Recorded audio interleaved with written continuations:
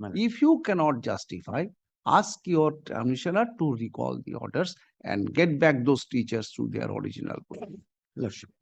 Otherwise, it will be presumed there is some foul play না, between these না two. মানে দি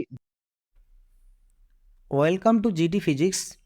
আজ কলকাতা হাইকোর্টে শুনানি চলছে এমন একটি মামলার কথা আপনাদের শোনাবো, যেখানে বেশ কিছু শিক্ষক শিক্ষিকাদের ট্রান্সফারের কথা উঠে এসেছে, যারা অলরেডি ট্রান্সফার পেয়ে গেছেন।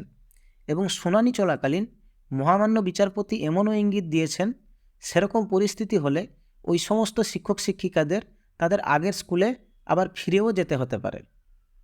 SLST 2016 মাধ্যমে চাকরি পাওয়া একজন শিক্ষিকা তার 2 বছর সম্পূর্ণ হওয়ার পর জেনারেল ট্রান্সফার রুল 2015 অনুযায়ী জেনারেল ট্রান্সফার অন স্পেশাল গ্রাউন্ডে ট্রান্সফারের জন্য আবেদন করেছিলেন 2021 সালে। তার বাড়ি থেকে বিদ্যালয়ের দূরত্ব 349 কিলোমিটার।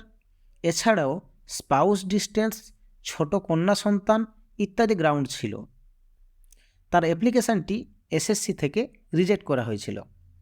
এরপর ওই শিক্ষিকা জানতে পারেন তার স্কুলের আরেকজন শিক্ষিকা, যিনি তার থেকে জুনিয়র, তাকে তার বাড়ির কাছাকাছি একটি স্কুলে ট্রান্সফার দেওয়া হয়েছে পাড়ায় সমাধান নামক একটি প্রকল্পের মাধ্যমে। 2022 সালে তিনি কলকাতা হাইকোর্টে একটি মামলা করেন।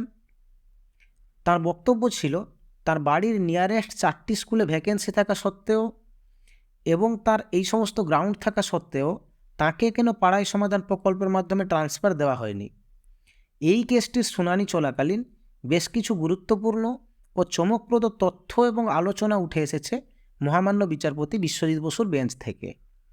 প্রসঙ্গত বলে রাখি, 20 জানুয়ারি 2021 তারিখে কমিশনার অফ স্কুল এডুকেশন সরাসরি মধ্যশিক্ষা পর্ষদের প্রেসিডেন্টকে একটি নোটিফিকেশান তথা অর্ডারের মাধ্যমে 87 জন টিচারকে পাড়ায় সমাধান প্রকল্পের মাধ্যমে ইমিডিয়েট ট্রান্সফার দিতে বলেছিলেন। প্রথম দিকে এই মামলায় মহামান্য বিচারপতি বিশ্বজিৎ বসু বিরক্ত হয়েছিলেন। SSCর ক্ষমতাকে পঙ্গু করে দিয়ে কমিশনার অফ স্কুল এডুকেশনের এইভাবে মধ্যশিক্ষা পর্ষদকে সরাসরি ট্রান্সফারের নির্দেশ দেওয়ার বিষয়টি নিয়ে। পরের দিকে এই মামলায় মহামান্য বিচারপতি বিশ্বজিৎ বসু মধ্যশিক্ষা পর্ষদ ও রাজ্য থেকে একটি রিপোর্ট চেয়েছিলেন। এই রিপোর্টগুলি 5/1/2024 তারিখে কোর্টে জমা হয়। 5/1/2024 তারিখে কোর্টের অর্ডারে এই বিষয়টি রয়েছে।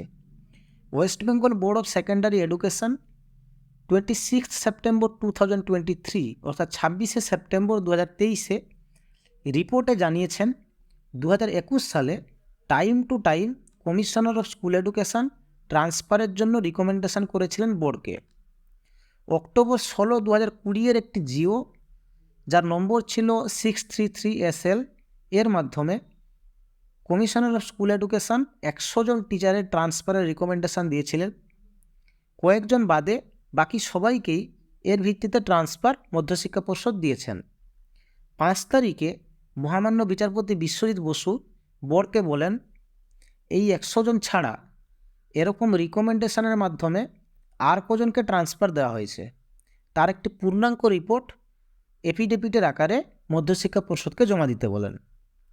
রাজ্যকেও একটি রিপোর্ট জমা দিতে বলেন মহামান্য বিচারপতি। এবং কেসটির পরবর্তী শুনানির দিন ধার্য হয়েছিল 29শে জানুয়ারি 2024। এরপর 29 তারিখে মধ্যশিক্ষা পর্ষদ এবং রাজ্যের পক্ষ থেকে রিপোর্ট জমা দেওয়া হয়। এই দিন মধ্যশিক্ষা পর্ষদের রিপোর্টে কিছু চাঞ্চল্যকর তথ্য উঠে আসে। এদিন মধ্যশিক্ষা পর্ষদের আইনজীবী তার রিপোর্টে বলেন, পাড়ায় সমাধানের এই 100 জন ছাড়াও আরও 438 জন ক্যান্ডিডেট রিকমেন্ডেশন পেয়েছিলেন কমিশনার অফ স্কুল এডুকেশনের থেকে। 27/11/2020 তারিখে একটাই ডেটে 380 জনের ট্রান্সফারের সুপারিশ তারা পেয়েছিলেন কমিশনার অফ স্কুল এডুকেশনের থেকে। এরপর বাকি 58 জনের মাল্টিপল রিকমেন্ডেশন এসেছিল, অর্থাৎ একটা রিকমেন্ডেশন পাঠানো হয়েছিল, তারপর আবার ওটা বাদ দিয়ে আরেকটা রিকমেন্ডেশন পাঠানো হয়েছিল। এরকমভাবে বাকি 58 জনের মোট 121টি সুপারিশ এসেছিল। সর্বমোট 438 জনের 501টি রিকমেন্ডেশন মধ্যশিক্ষা পর্ষদের কাছে এসেছিল।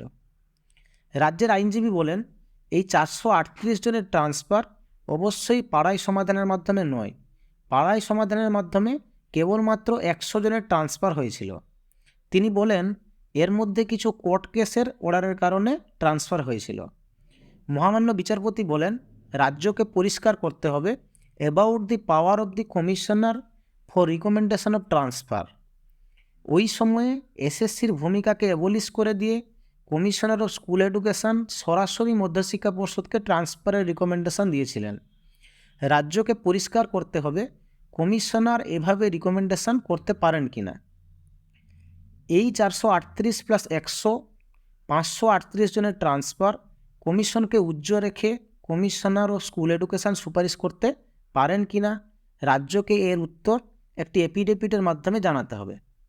মহামান্য বিচারপতি বলেন এর মধ্যে যদি কোনো ট্রান্সফার কোর্টের অর্ডারে হয়ে থাকে সেগুলিকে পৃথক করা হবে।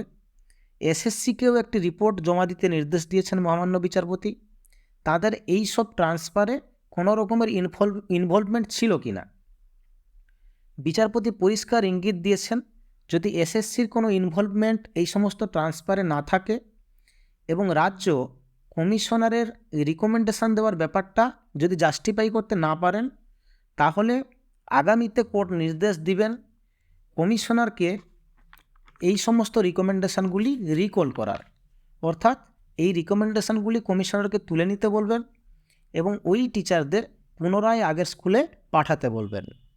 মহামান্য বিচারপতি রাজ্যকে এবং এসএসসিকে এই ট্রান্সফারগুলির পূর্ণাঙ্গ রিপোর্ট কোর্টে জমা করার নির্দেশ দিয়েছেন। মামলাটির পরবর্তী শুনানির দিন ধার্য হয়েছে ফেব্রুয়ারি 19, 2024। মামলাটির দিকে আমাদের নজর থাকবে। সমস্ত ধরনের আপডেটের জন্য চ্যানেলটি সাবস্ক্রাইব করুন ও জিডি ফিজিক্সের সাথে থাকুন। ধন্যবাদ।